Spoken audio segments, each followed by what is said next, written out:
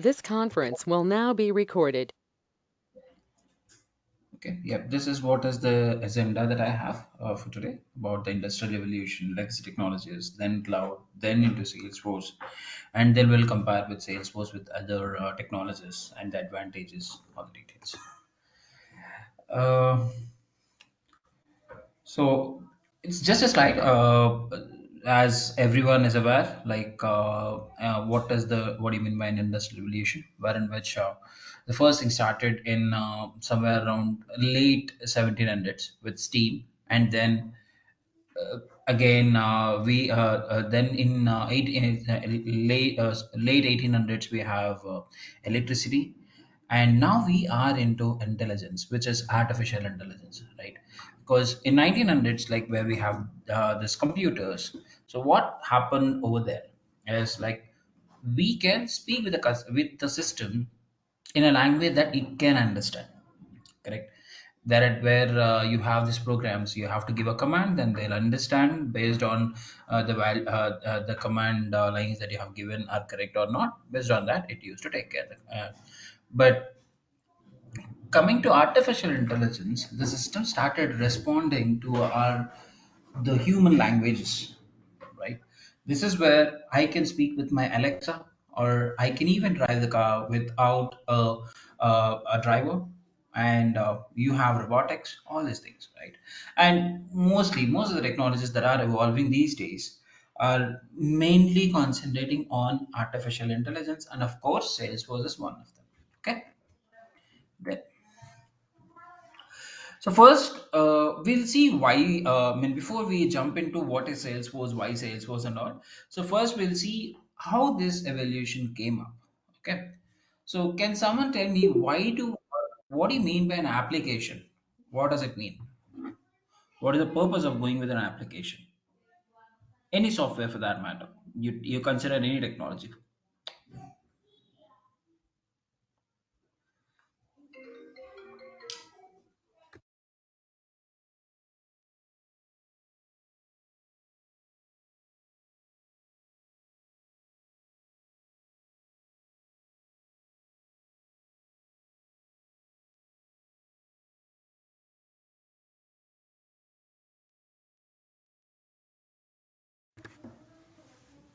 Sorry.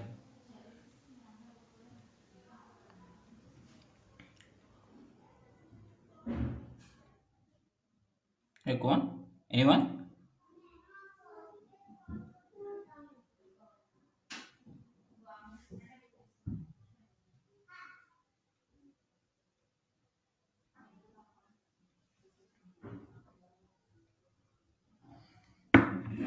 Okay.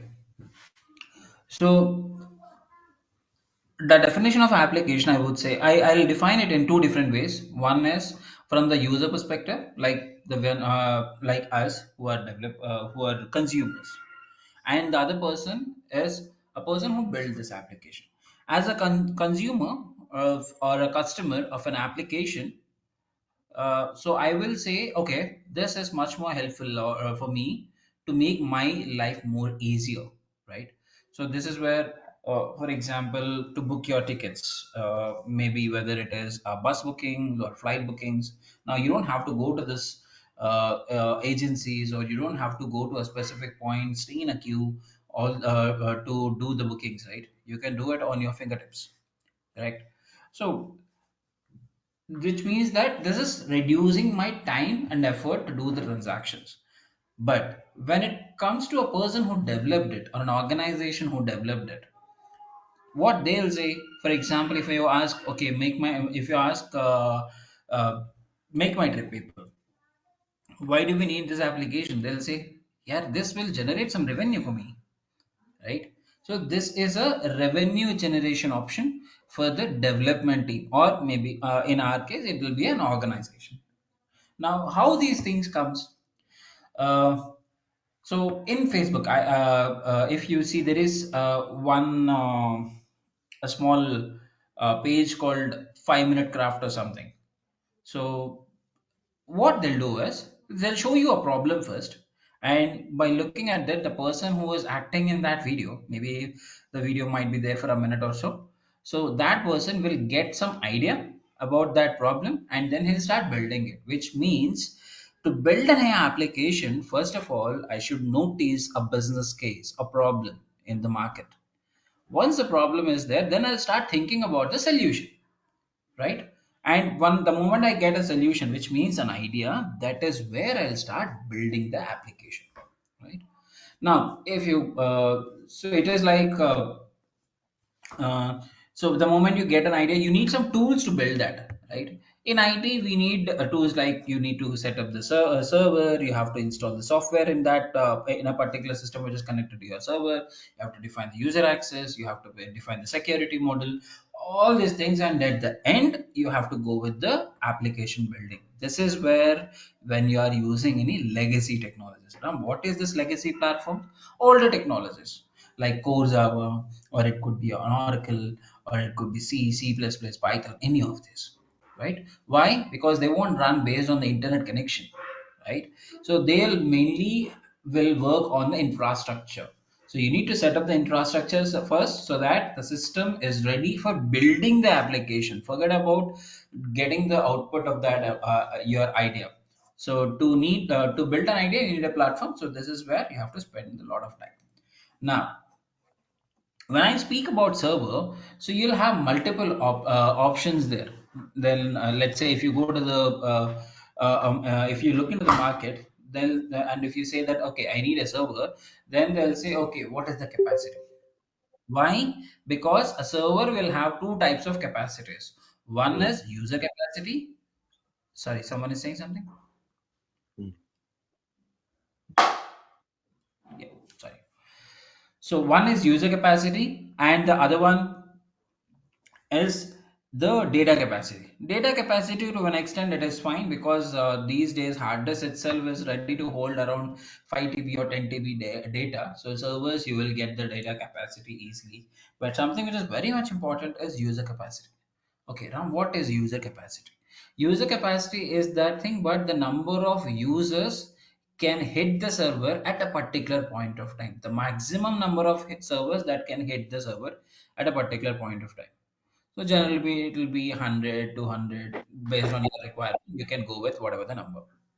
Now what happens if the number of users hitting the server will get increased? Then definitely the outcomes or the responses that is given by the server may not be received by the people because server cannot respond first of all. Okay. And in India, if you people are there in India, and if you are aware of IRCTC portal, that is one of the biggest concern that IRCTC will have faced till last, I think, last 5 years. Right? It was very hard for us to book any train ticket, especially. Right. Later on, of course, it got moved into cloud. Now, so consider I have seen, okay, for example, the same thing, portal. So I have seen this. People are standing in a queue to book the train tickets. I've seen all the issues. I thought like, okay, why can't I build some application so Hey, that you just start. Sorry, if you're speaking, yeah. yeah, hi Ram. Sorry to disturb that. So I just joined, and can you give me a little context, or did I miss something else here? Nothing much. So I didn't started anything about cloud yet. So I was explaining about a use. I mean, I'm just trying to build a use case for bringing why we are going with the cloud. So I'm going with a very older, one of the older technologies, like how the application can be built and all. Okay, yeah, Okay. yeah, got it. Perfect. Now consider that okay, I'm the person who have seen a business case where people are standing in the queue and booking the train tickets. Now I thought, okay, as I'm in India, especially, so as people are running behind this train tickets, I thought like, okay, let me build something so that people can start. So which means I started a small agency and I said, hey, if you want to build a train tickets, you come to me and pay me something and so that you can start using my systems. So I built the entire infrastructure. I've connected around 15, 20 systems, expecting that I will have a load of maybe 100 users every day. So even if they are spent, because they won't spend more than 5 minutes or 10 minutes to book a ticket, right? So things are working out as it is the first application in the market which helped the people to book the tickets through some software. They started using it. Now, slowly, what happened? As it is the first thing, first app, number of consumers got increased drastically. So I was expecting that okay, the capacity will be just 10 systems is more than enough. So I thought, okay, I will buy a server which will hold maybe 15 or 20 users.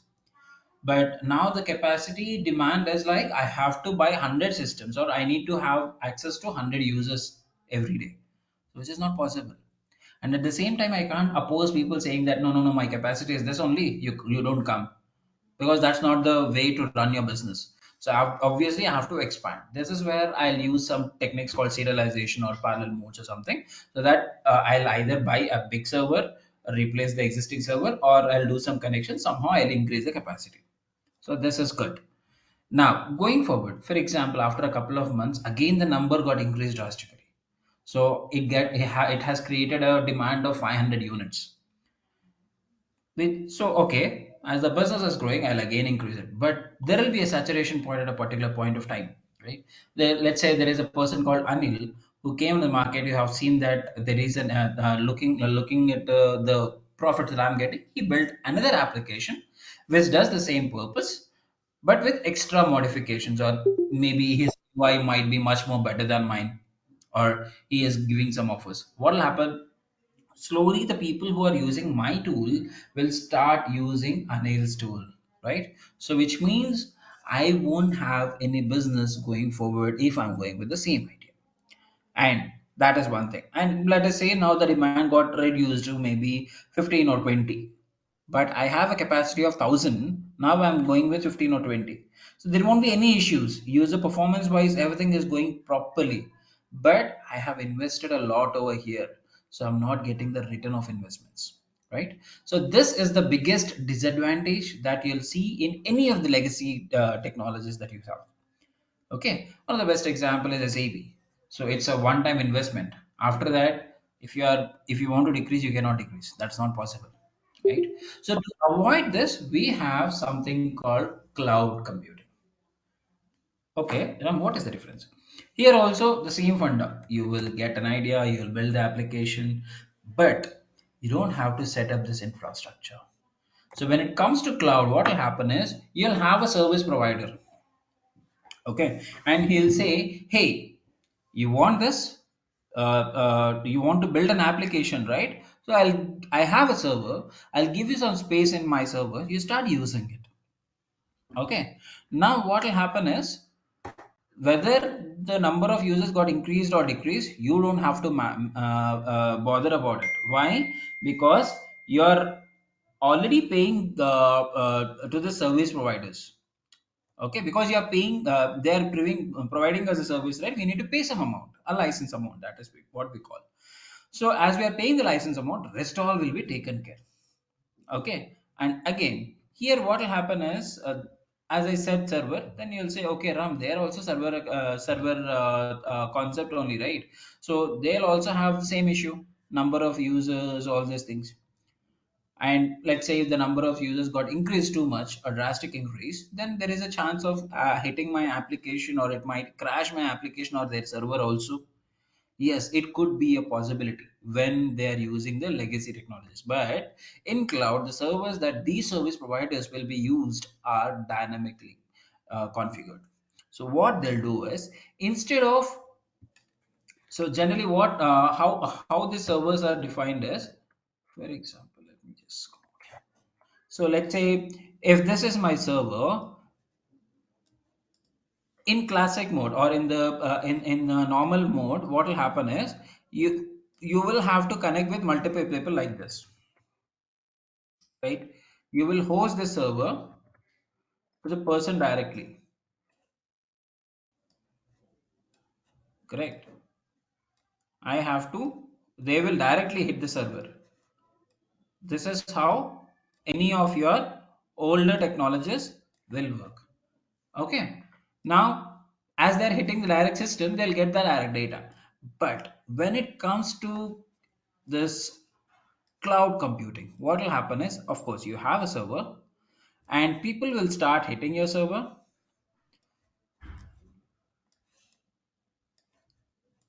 but they won't hit your server directly.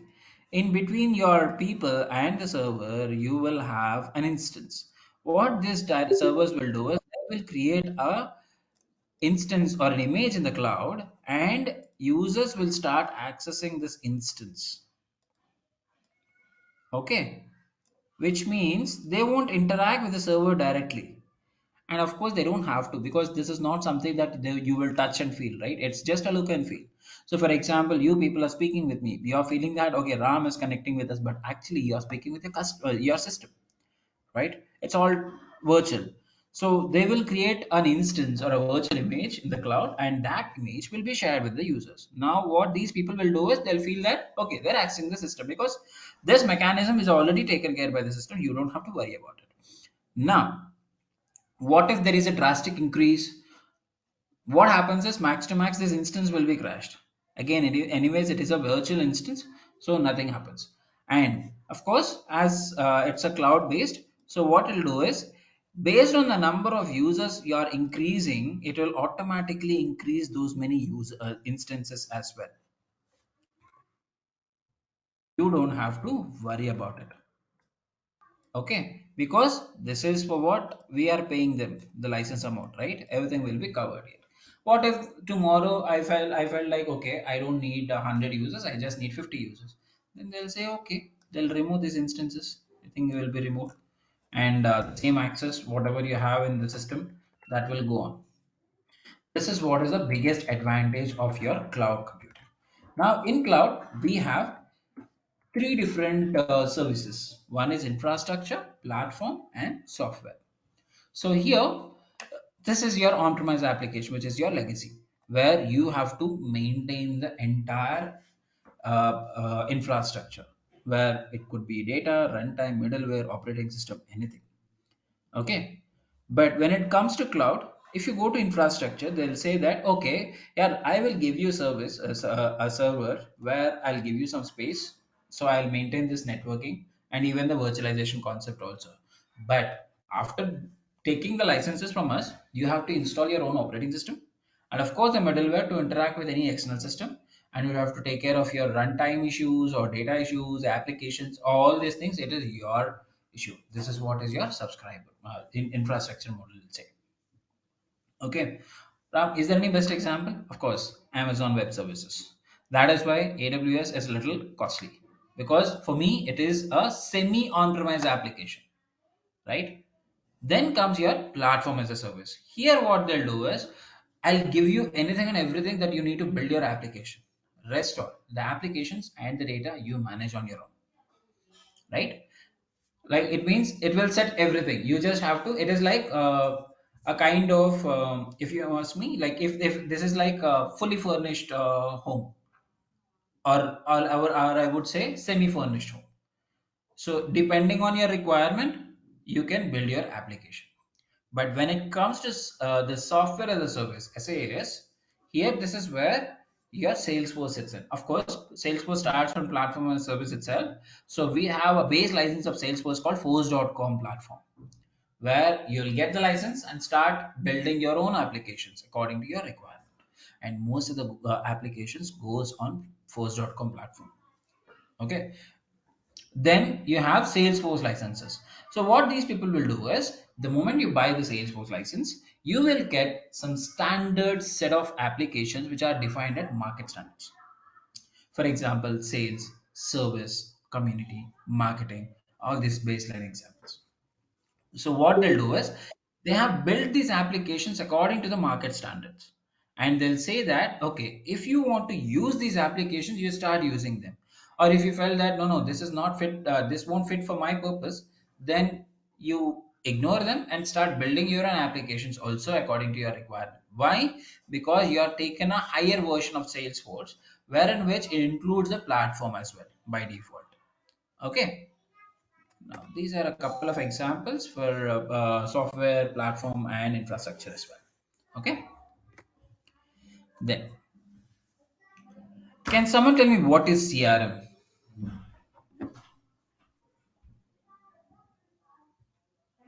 Anyone?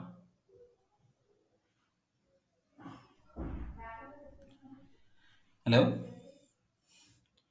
What do you mean by CRM?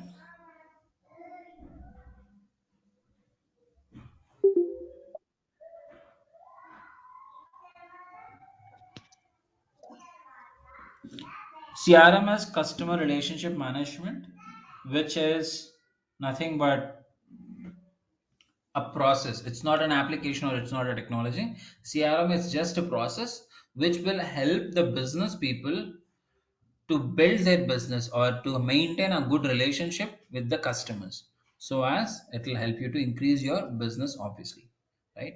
Because if I'm not behaving properly with my customers, definitely they won't come back.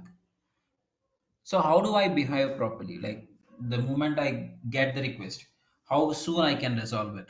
For example, someone bought a car from my showroom, and so I've given some proper warranty and all. And within the warranty period, they came back and they have asked. They said like, Ram, there is an issue in one of the parts of engine, or maybe the tire is getting flattened very small, very easily. So maybe the tire quality is not good, or maybe there is an issue in the bumper, whatever.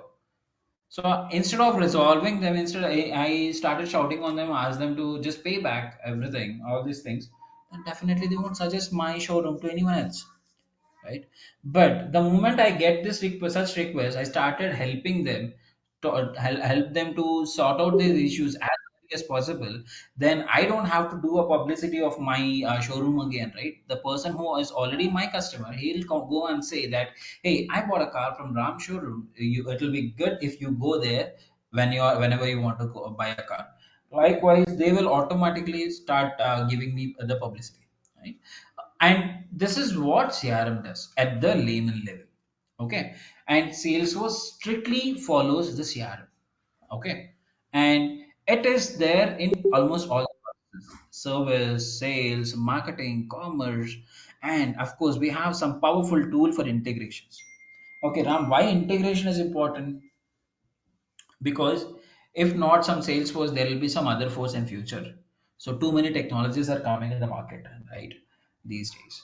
But one of the common issues with all these technologies is, for example, if you go to bigger organizations like Wipro or IBM or CTS, or maybe Oracle as well, if you their main database is rely will be relied on SAP. Even if you go with the product based organizations, right, they'll maintain too many servers in SAP because SAP is there for many years, maybe more than some decades itself, right? So people used to it, their entire core data is relied in SAP. Now if you are saying that I'm bringing some XYZ technology, you start using it. Even if you are showing 100 features, one question that business will come back and ask is, okay, is there any way to connect this technology to my existing technologies so that I can do a data transfer whenever required, or maybe an integration. Now, if you say, no, no, my technology will do everything, but I cannot connect with any external system, then they'll say, okay, then we'll look after it, and they won't even call you back. Right? That is the biggest issue that any technology is facing. Now, Salesforce, by default, it supports SOAP and REST APIs, which is most commonly used in any of the technologies for the integrations. Apart from this, around 2 years back, I think, yeah, Salesforce bought a middleware tool called MuleSoft for $750 million, if I'm not wrong, which is one of the powerful tool in the market, especially for integrations. Okay, that is one of the best advantage. And of course, it will be an add-on on your license if business wants it. But of course, that is inbuilt in Salesforce now. Likewise, you can do some employee service and widely used in multiple industries also. Okay, Ram, you are telling us too many stories, but where can we use this Salesforce? Instead of so I won't say, okay, as it is following customer 360, I won't say wherever you have a customer you can start using it. Instead, I would say in this way: if you have a set of data which has with a well-defined process, then Salesforce is the right technology. Where and all I can use it, or where is it used now? So it is used in more or less almost all the internal process of most of the organizations. My number one. Second one, it is even used in industry, education industry. For example, universities like Stanford, they are using Salesforce. and it is using in banking industries or financial broking sectors. So best example is your Citigroup, which is one of the biggest customers of Salesforce, because as far as I remember, 60 to 70% of the transactions is completely dependent on Salesforce. I'm not speaking about Citibank, I'm speaking about Citigroup. In India, we are aware only of Citibank, but if you go to US, it's there in multiple things. Like they do real estate, all these things. And people in US, there is one mm, what is that? So in US, especially, you'll go with insurance, right? So if you're aware of Prudential, Prudential is mainly dependent on Salesforce, and then it's there in travel agencies. Like for example, in India, there is one website called Redbus. They are using Salesforce, and most of the no one is aware. Paytm is biggest customer of Salesforce. Okay, so these are it's used in multiple areas. Like it is even used in oil and gas industries, like energy industries. So British Petroleum is using Salesforce, and it's not just for biggest customers. It is the licenses of Salesforce are defined in such a way that it can be used by smaller organizations also. So I know a couple of organizations who will generate a maximum of 5 to 10 lakhs revenue in a year, and they are using Salesforce because Salesforce does have the cheapest licenses as well. Okay, it all depends on our requirements. Okay, and yeah,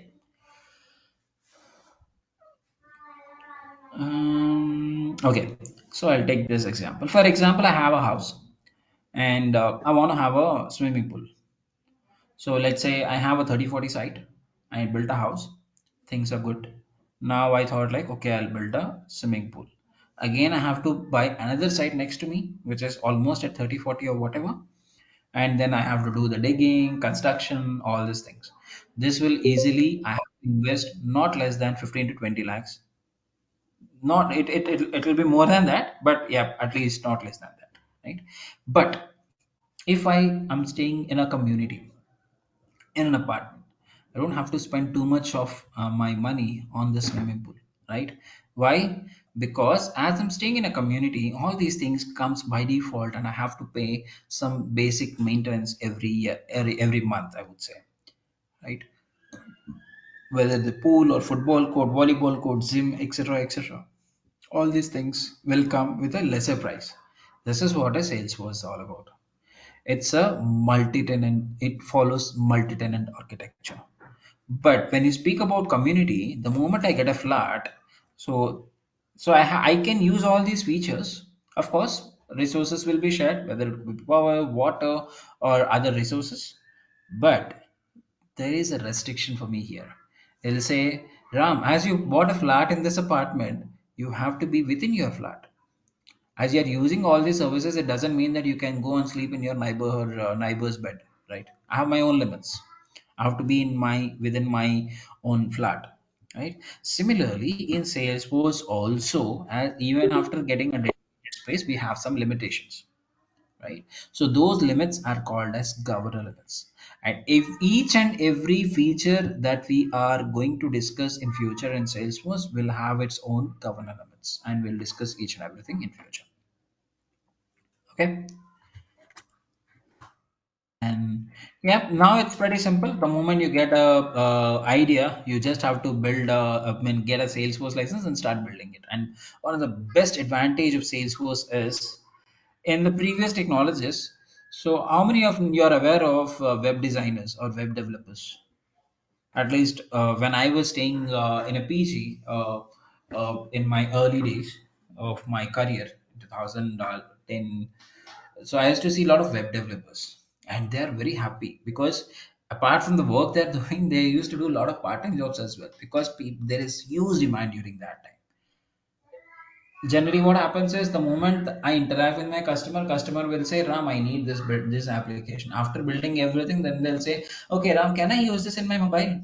Or can I connect this? Or can you show me how it works in tab? Then I would say, bhai, that is not my problem. My thing. You have asked me for an application. I built the application. Things are working fine. Now you are saying about mobile. I'm not completely aware like how to build a mobile app. You'll say, okay, start building it. That is where I'll start asking these web developers to work with me, right? Now, when you bring this Salesforce, right? By default, Salesforce will support your all the gadgets that the people are using, whether it could be a mobile or it could be a tab or it could be a desktop. Okay, you don't have to worry about, okay, no, so suddenly after building the application, what if my what if my customer asks me to enable it for mobile? There is an app exchange app called Salesforce One, where you just have to install and define, give your credentials over there, and you can access the same application over there also. And again, you have to do minor configuration changes, point and clicks, to show the change the user interface whenever and wherever required. Okay. Now what happened? So earlier it was taking somewhere around a year because I have to do this entire infrastructure setup. But now what happens? The moment you get an idea, you are just building an application directly in Salesforce, which means most of your application building time can be completely concentrated on their application itself, because rest all are taken care by Salesforce. There are a couple of applications where I built in within a couple of days itself. Um, so I built more than 100 110 or 120 applications by now. I've started my career in 2010 in Salesforce. So work with multiple organizations. As of now, I'm working as a technical architect with a team of I don't remember exactly. I think it's between 25 to 30 with multiple applications. Okay. Okay, I should have hidden this slide. It's okay. So next thing is about, okay. So Ram, you spoke much about the process. You speak much about the frequency or the speed of the application definitions, all these things. How about trust? So this is one of the key concept of Salesforce. If you see here, I mean, this guy is Mark Benioff, who is the CEO of Salesforce. So one point with Salesforce always keeps in mind is trust. So if the customers cannot trust us, then there is no point in going with it. So that is why every time whenever you see any Salesforce videos, right, you'll see safe harbor statements. Okay, and here how this is built, as it is there on cloud, people will think that it will be easy to hack the data. No, because Salesforce started somewhere around 1999, and till date you don't see a single news about data breach. Why? Because the security model of Salesforce is so high that they cannot breach the data. For example, is this a simple story? No, no. Because, for example, 5 years back, if I just know your credentials of your Facebook or Gmail, I can simply log in. But apart from past 5 years, if you observe, even if you are giving your own credentials in a new system, for example, let's say you bought a new laptop or a new mobile and you're giving your credentials of Facebook or email, then it'll ask like, okay, I'm sending a verification code to the mobile register mobile number. Once you give that verification code, then only I'll allow you to log in. The same concept is there in Salesforce before 2006 or 6 or 5 itself. People have replicated now. Forget about hacking, you can't even log into the system itself. Even if I know your credentials, that's not possible in Salesforce. And it'll track each and everything. Well, I'll show you like from which IP address, from which country, what time you tried login, how many invalid attempts you had. All these things will be tracked for every user in the system. Okay. And okay. So how many of you are using smartphones? Whether it could be Android or uh, what is it, iPhone? Hope everyone is using it. You must, because else you can't join this session because the message was shared in WhatsApp, right? Now, let's say I want to connect with all of you every day to update about the session details, all these things. What should I do? I can talk to you individually, or a simple way is create a simple group in WhatsApp and start building. I mean, start adding all of you and do the communication, right? What is the difference? Other way also I can do, right? Is I can build a application in mobile, ask all of you to install, and then do it. I mean, start doing a communication. Yes, that can be done. Even if I'm a world's best mobile developer, I won't go with the last approach. I'll go with a simple approach where I'll create a WhatsApp group and start adding all of you. Why? Because it will save my time and effort, right? Of course, money at the end. So, what is this WhatsApp and all? This is a product which is an idea of some XYZ person installed in App Store or Play Store.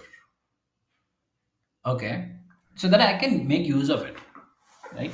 Whether it is free or not, that's secondary. Because now if WhatsApp says that no, no, everyone who is using WhatsApp have to pay $1 a month, I will say at least 70% all over the worldwide will start using it, even if WhatsApp says that you have to pay $1, because we got used to it, right? And now the keyword or it, so apps Play Store of Google came from it's an idea which is implemented in App Store first, which is coming from an Apple, right? And that App Store.in website, the domain itself is owned by this person. He has gifted this to the Apple CEO. You can pause the session, you can just go back and see what is the story behind App Store plus Mark Benioff. You'll see the entire history. So the idea belongs to him. And he came up with a new word called App Exchange. Like the way you have a Play Store or App Store in your mobiles, we have something called App Exchange in Salesforce, where if you have a proper business use case and if you know the solution and define the solution, then you can deploy in this App Exchange and people start using it. This is one of the best advantages that the people are making use of it. Why? After building or buying an application, or sorry, after buying a license from Salesforce, it's not that I have to start building the application from scratch. Let's say if I don't have time, but I have enough money to buy a tool, then I can just go to the App Exchange, see, look at my requirements, search for my requirements, and install that application. And of course if they are free, then I'll make it use, or if they are paying, if they are asking me to pay, then I'll do some negotiations and close the deal, right? Which means you don't have to have a job in Salesforce. Even if you have a proper business idea, you can build it and ask them to review, which won't happen in App Store or Play Store, right? So here Salesforce, they have an App Exchange team where they'll review your application for 3 months, which will in all the areas, like whether the business case is correct or not, whether the how about your security, user interface, and the architecture schema, everything will be reviewed by the App Exchange team, and then they'll allow you to deploy it in the App Exchange of Salesforce. Why? Because for a Play Store or App Store, it doesn't matter, people will start using it for free, right? I have a mobile Android mobile, or I have an iPhone with me, I'll start using it. But here it's not, you cannot use Salesforce unless until you pay something, so they'll take more care about it. Okay, and these are a couple of applications that are already built. And of course the slide was little older, but as it is looking good, I kept it in my presentation. I think around 2019 or 18 I took the slide. By then it says that 5 million applications got 4,000 applications were already there, and 5 million people have already installed. By now definitely the number got doubled, because from past 2 years the sales has grown drastically. Okay, which also means that the number of users increasing, which means that the number of enhancements or the requirements of the developers who is working on it also got increased. Okay, now this is not that much important for you. Yeah, this is the growth structure. It started in 99, and I think, yeah, and the slide was little older again, 2016. Because I'm not why I'm not updating it, because I'm not getting the right sheet. This was something new. So in see, Salesforce is expecting that they are going to grow for $35 billion company by 2024.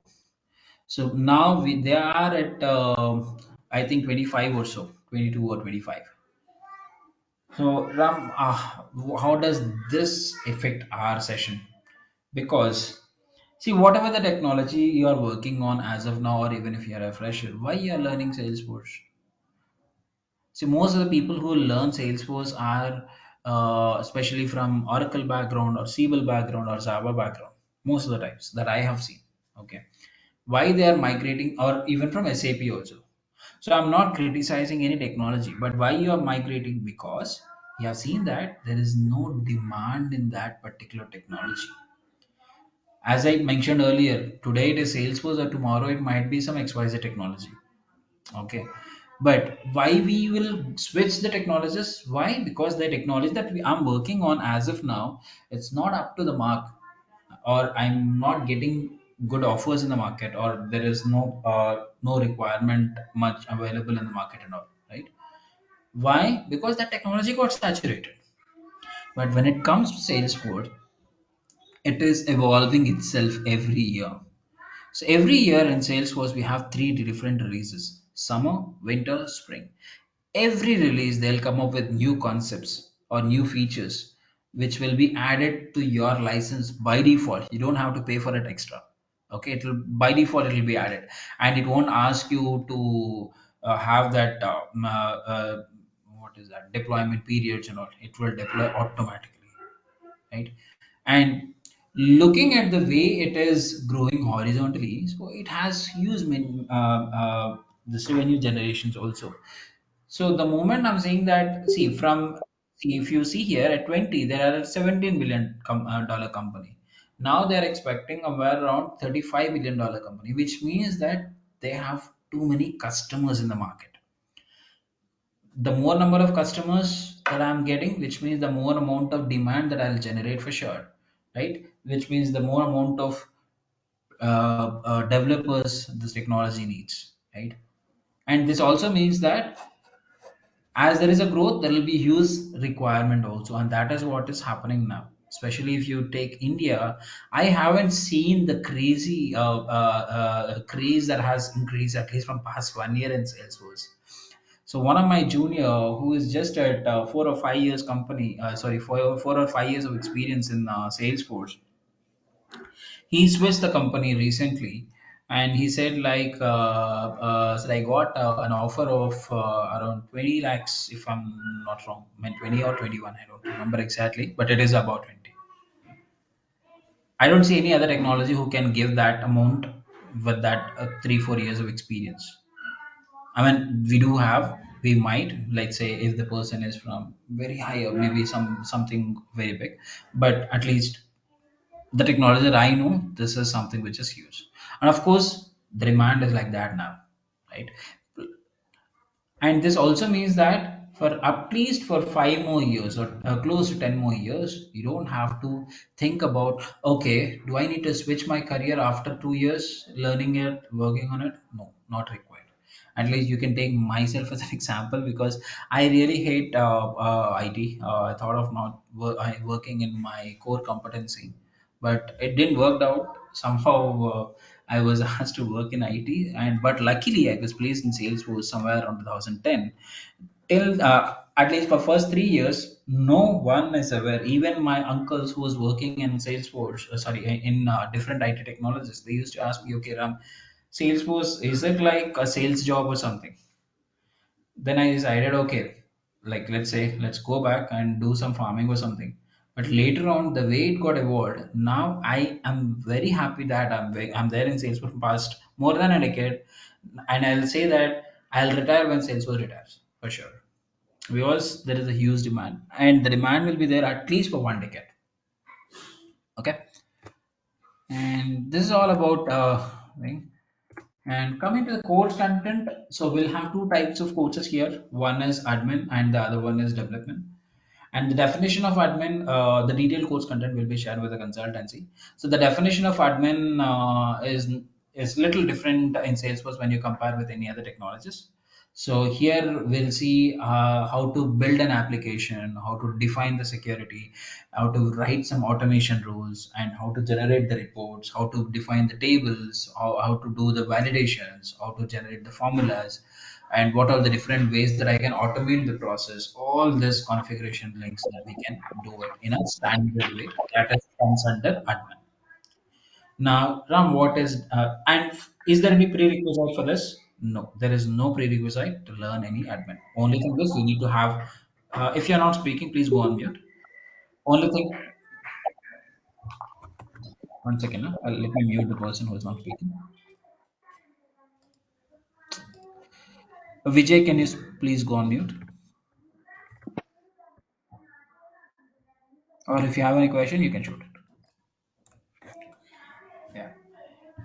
So only thing is we need a license. So anyways, I'm not giving it. It's for free. So I'm not giving it from my pocket. I'll tell you how to register for Salesforce in the next session, and we'll see the basics on that, the high level screens, and then start building the application.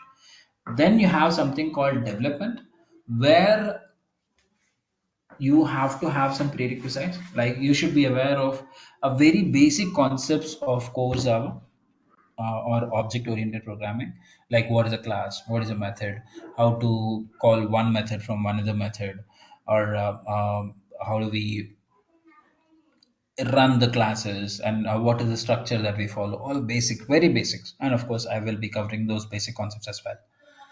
And apart from that, you have some UI concepts also, like lightning or components, where you might need to understand what is HTML concepts and all. Okay. Why, Ram? Why we need to go with the development? Why? Because in admin you cannot do everything, right?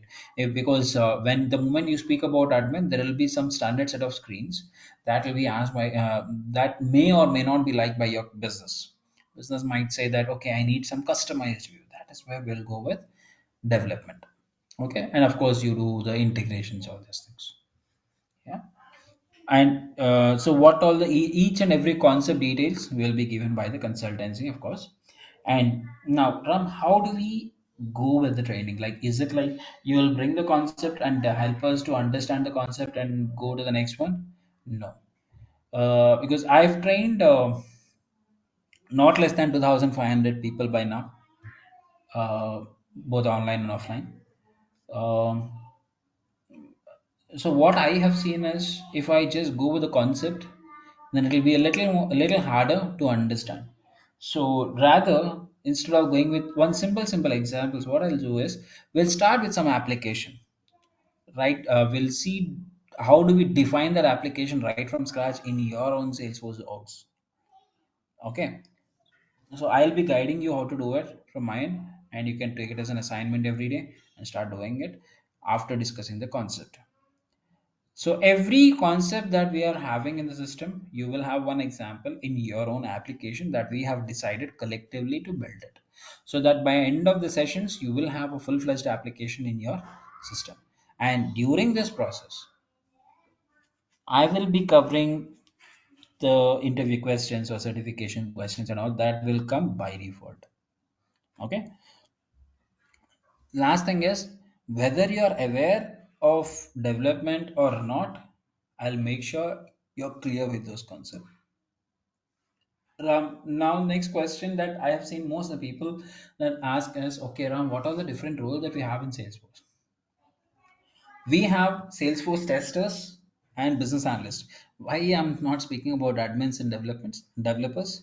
That is, that comes by default, right? Like when I say admin, you have an admin, Salesforce admin in the system, and you'll have developers also. And for development, by the way, you have to learn the admin first, and then only you can go with the development. So it's not like you can learn admin directly. Sorry, development directly. That is not possible, because as development overcomes or breaks all the disadvantages that are there in your admin. So you should know what are the pros and cons of your admin. Then only you can learn the development. Okay, that is why our course starts with admin first, and then we'll go with the development. Now, coming back to the rules, so we'll have developers and we'll have admins also in the market. Now, definitely, if you ask me which person will have high weightage, obviously a developer. Why? Because if I hire a developer, he knows how to do an admin area, close the admin area also, right? But if I hire an admin, I have to go with the another developer if there is a development requirement again. So it all depends on the requirement. If I feel that no, we are doing the application building only based on the admin features, then I will just go with admin. But it's always good to learn the development, because you can try in both areas. Then in the market, one huge demand that I have seen is Salesforce business analyst. So why? So business analyst, of course, he should have a product knowledge, and at the same time, if I'm just having a product knowledge that I'm supposed to build, that is not sufficient these days, because as he's a person who will act as an interface between the business and the developers development team, so he should have at least an overview of both admin and development, so that the moment business asks, hey Ram, can this be done in Salesforce, I should be capable of telling them that yes, this can be done, or no, this is not possible in Salesforce because this is not the there are some limitations. If I'm not telling this, and if I say that no, I'll go back to the team, maybe I'll ask my developer Vijay and come back to you, initially they might say okay, but if I say that same answer every time to them, then they'll say okay, why do I need to talk to Ram? Let us have a call directly with Vijay, because he is already telling us, right? I mean, he is the person who is finally driving the force, right? So that is why say people are looking for Salesforce BAs, and the other one is Salesforce testers. So if you know, I mean, there is a good demand for Salesforce testing also, and for that, at least you should be aware of how to use this admin concepts. Okay, and which means that if I learn only admin, I can try either for a Salesforce admin position or for a tester position. But if I'm learning both admin and development, then then I can try for a developer position. And now, if you say, no, no, Ram, I don't know the basics of development, so can I try as a BA? Yes, you understand the features. You don't have to write a single line of code. But if I'm speaking about a feature, if you're able to understand, that will be more than enough, right? This is how these are different roles, and of course, you have an architect, senior developer. The more development you does, you'll have multiple certifications in Salesforce. And what are the certifications that we can do now post this course? You can either go with Admin 201 or PD1. PD1 is for developer, platform developer. Okay. And at the end of the course, I do provide so for doing the certifications, you have to pay $200 to Salesforce. So that is an extra thing apart from the course that you are doing it. Now when you're if you are from India and if you're doing this, you have to pay 200 plus 18%, which is $236, which will become somewhere around 18,000 in our currency. And so there, what I can do is I can give you a certification voucher, which is a discounted voucher. I won't say it's fully, it will be fully worked. So I'll give you a discounted voucher. It varies during that time. If I get a voucher of maybe $70 or so in my organization, I can share it. But if I'm getting a little lesser amount, then I will share that as well. But minimum code will be 40 at least. Yeah. So this is all about the course content. And now let me know if you have any further questions. Anyone? Ram, I have a question here. Yeah. So, as a part of this course, are you going to, are you going to cover the admin or development? Both. I'll start Both. with admin and with development. Yeah. And the development, including sales and services, right? Uh, See, when you come to development, so you won't have a separate concept called sales or service. It's all about how you define a component, how you provide a solution, right? Okay. So Okay. I'll show you how the sales process works. What are the concepts? Because we do have some automation processes defined only for sales process, only for service process, that we will cover for sure in admin. But when it comes to development, you don't have something called sales or service. Development is development, all customization. Understood. Understood. So, and one more question. So, let's say I'm not sure whether you are aware of Oracle applications and roles in that. So, we have a functional consultant roles in the ERP, Oracle apps, basically. That is Uh, what we call it as Salesforce business analyst. They'll be a functional consultants. okay, okay. It's a part of okay business analysts. Yes. Okay, got it. Hey Ram, one more question. Mahendra here. What kind of ID tool are you using to teach us in the development part? Are you using directly Salesforce developer console or any other tool? So I do work on Visual Studio as well, and in my organization we use IntelliJ, and it's a paid version. So for the sessions, I'll be using Visual Studio or IDE.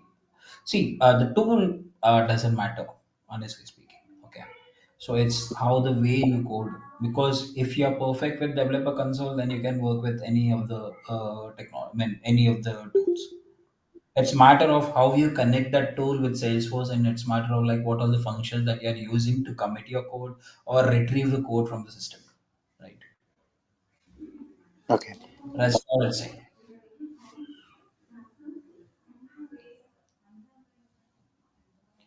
And of course, I'll show you how to work on this Visual Studio. We'll do some commits and all. Don't worry.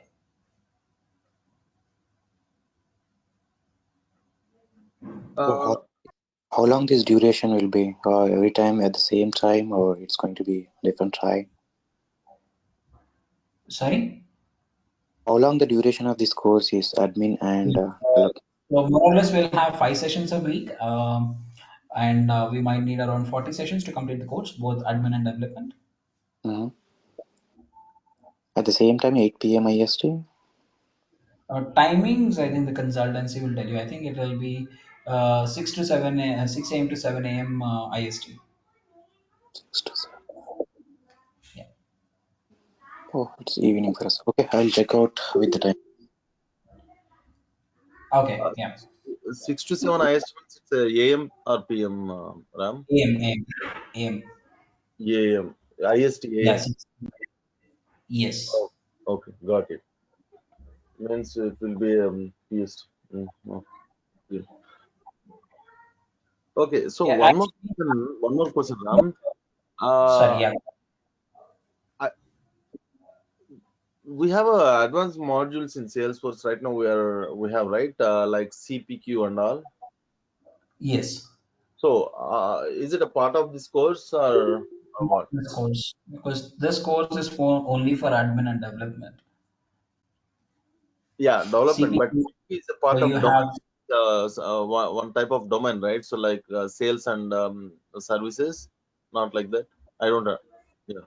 no, because that needs a license. You cannot enable CPQ and the free editions. So that is why it will come as a separate course completely. Okay. So for that also, do we need to take the admin and development both separately? Yes. Any other technologies like so basically, if you want to enter into Salesforce, these are the two things first you have to learn. Oh, And if these you are want the to basics. build an app, sorry, These are the basics you were telling that admin and I will say development. admin is an entry gate, and then so it depends on your interest, like whether you want to learn CPQ or so. Generally, people will learn admin because sorry development because development has huge uh,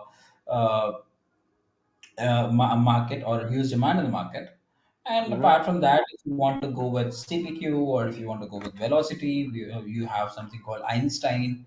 So you have multiple other products on top of this. Okay. So basically, we should learn admin and development as a part. I mean, as a basics for the Salesforce, and then you can choose a different type of things like CPU or anything, any advanced version. Yes. Okay.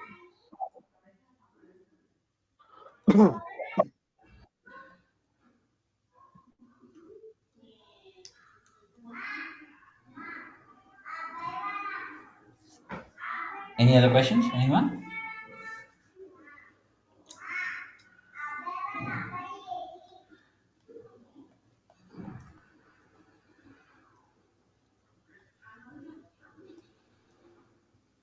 When it will be started, the course, the starting.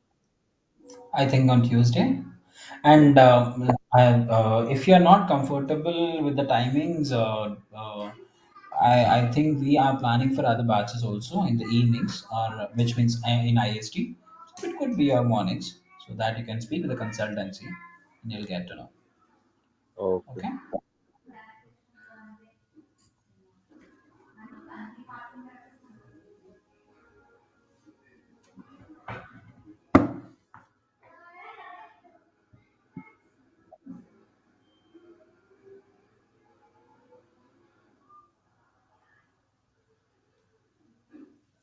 Great. So that's all I have. Do you have any questions? Anyone? Okay, I'll take it as no. So on Tuesday, which is day after tomorrow of mine, so we'll create a license in Salesforce creation. We'll see the basics as an end user. We'll first, before I don't want to jump into the technical details even in the next session. So first of all, we'll see how it works as an end user, and then we'll start using it. Okay. Yeah, yeah, sure. Okay. Thanks everyone. Let's meet on Tuesday. Bye. Thank you, man. Thank you.